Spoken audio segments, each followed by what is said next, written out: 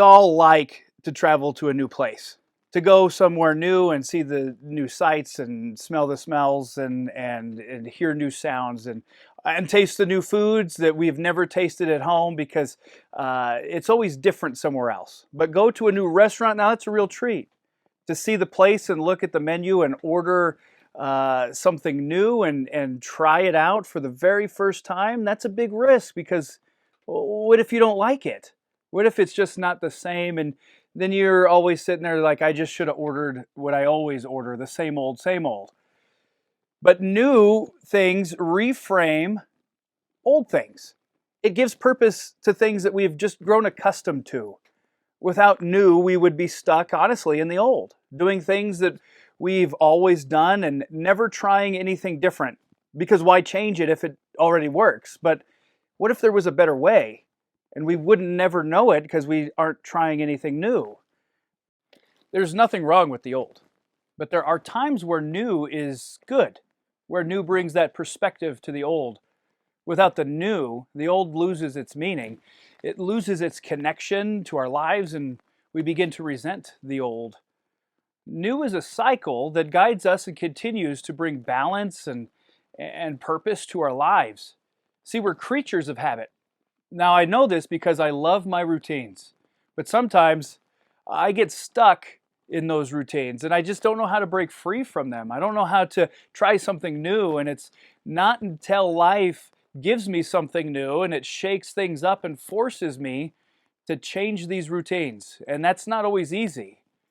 We take things like breathing, for example, for granted, but we don't even realize that we're doing something new thousands of times a day. We call the mechanism of breathing the same, but down to its minute, small characteristics, each breath is different from the last. You're doing something new, a lot. The smells are new. We just don't even recognize it. The molecules are new. We just can't see them. New is natural, but I think we also fear this new. See, in our story today, we see Jesus interact with his disciples, and he tells them to do something new.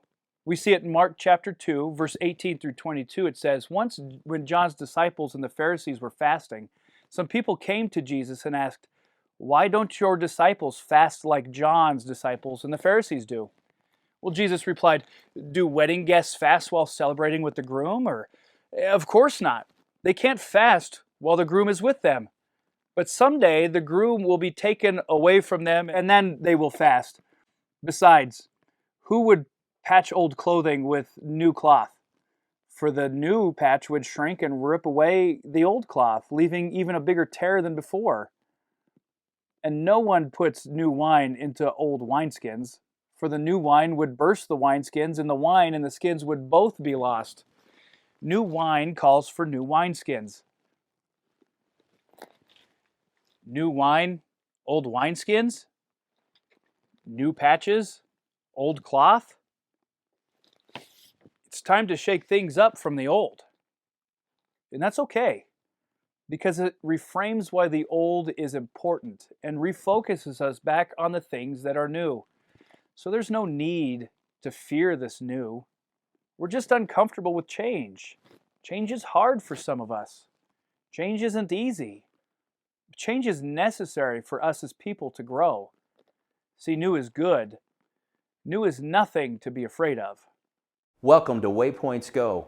We are a crowd-funded channel creating digital content for the gospel on the move. If you like what you see, check out in the description a link to partner with us. In our passage for today, we see Jesus getting into a little bit of a discussion, a debate with this group of Pharisees that's been watching him, that's been judging him for being friend of sinners. And they bring up this issue of fasting, and we need to understand that just culturally, historically, the Pharisees fasted all of the time. In fact, they fasted every Monday and every Thursday. And they believed that fasting drew God's attention to them, their religiousness, how holy they were. And so they believed that if they were fasting, that God had a special eye on them. And it's interesting that they never fasted in silence. In fact, historians note for us that Pharisees would often paint their faces with a little bit of makeup so that everybody knew that they were in the process of fasting, right? They wanted to make sure everyone knew how holy they were being.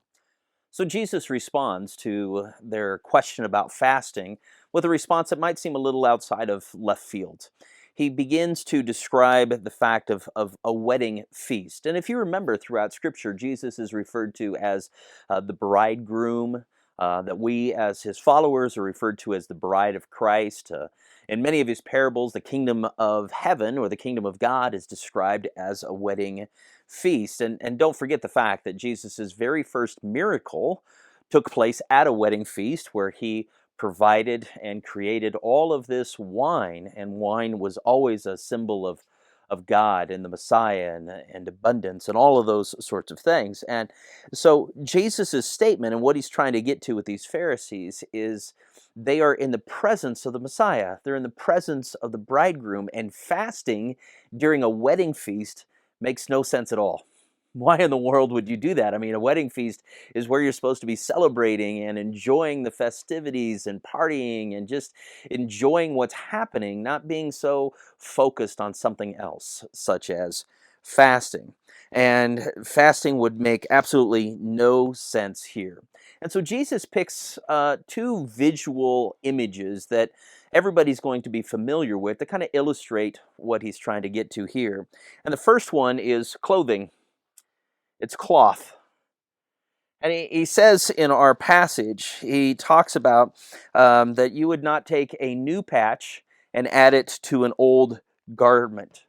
And the reason being is the old garment's already been through all of the washes, it's already kind of shrunk, those sorts of things. And so if you take a new patch that's never been through a wash and you add it to an old patch, and then all of a sudden it gets wet or it goes through its wash, it's going to shrink, and it's actually the tear is actually going to become worse than it was before. And also historically, clothing was difficult to come by. It took a lot of work.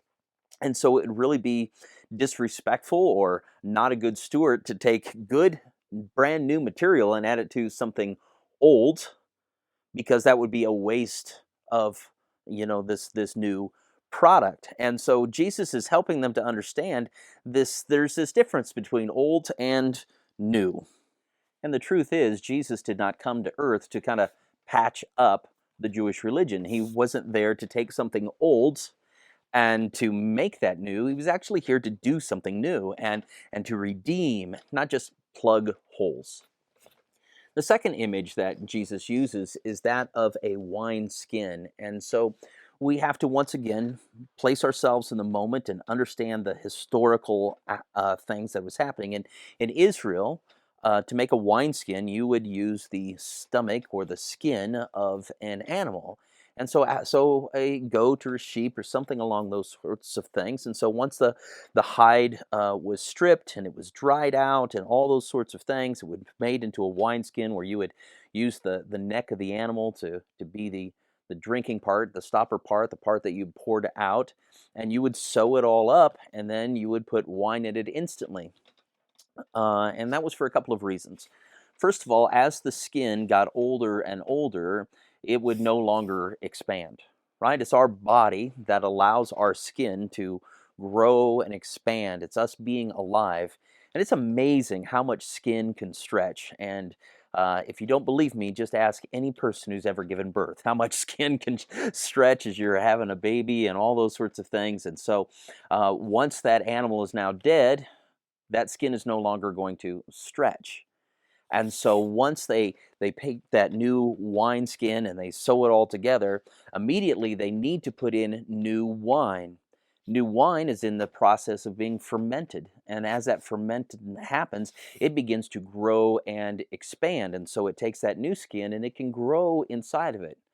But if you take an old skin that no longer has any sort of stretch to it, and you take a new wine and you put it in there, as it ferments, it's going to get to the point that it's going to be its own little bomb, so to speak.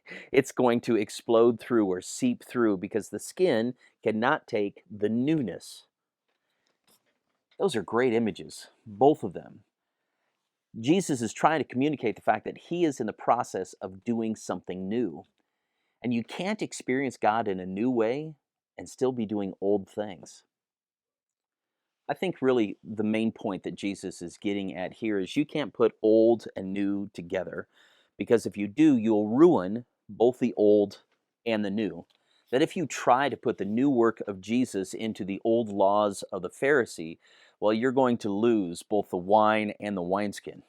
That Jesus doesn't come to do away with the Old Testament. He comes to do away with this religiousness, with the legalisticness, the righteousness that comes from religion.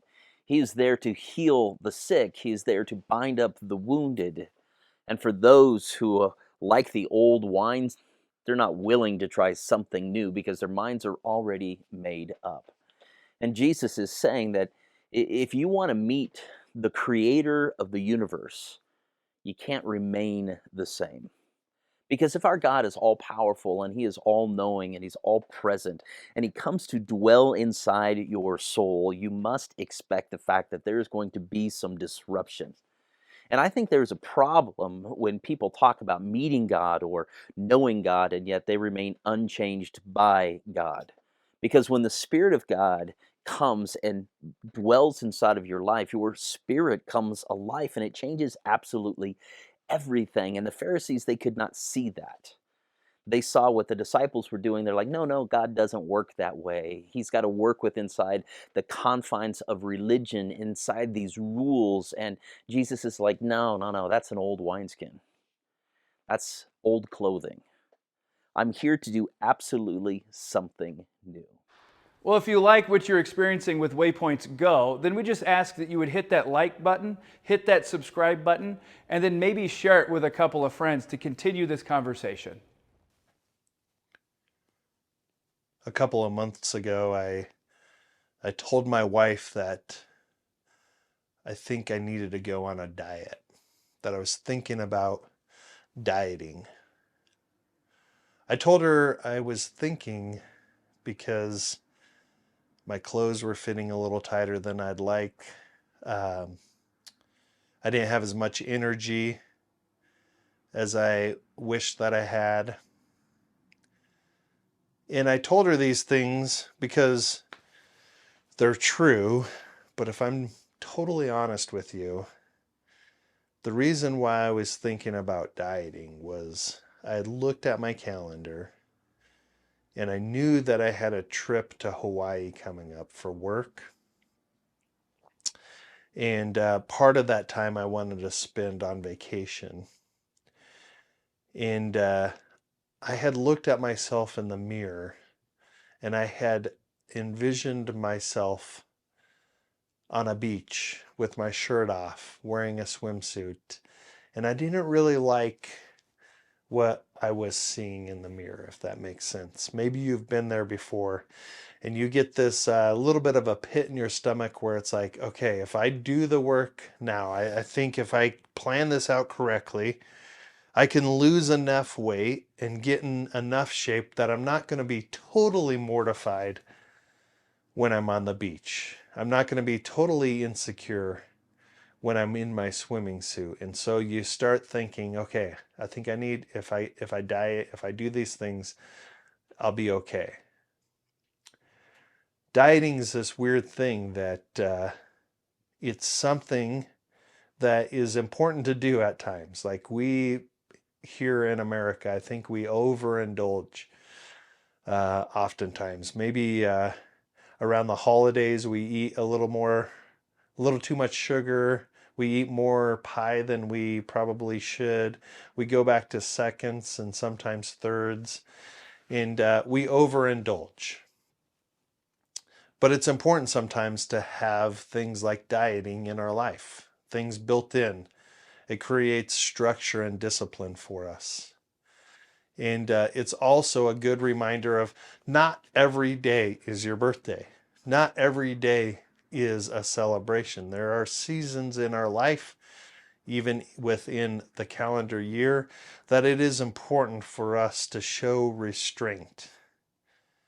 I love these verses that we studied this week because Jesus comes to the disciples, he speaks to the Pharisees, and he says, Do wedding guests fast while celebrating with the groom?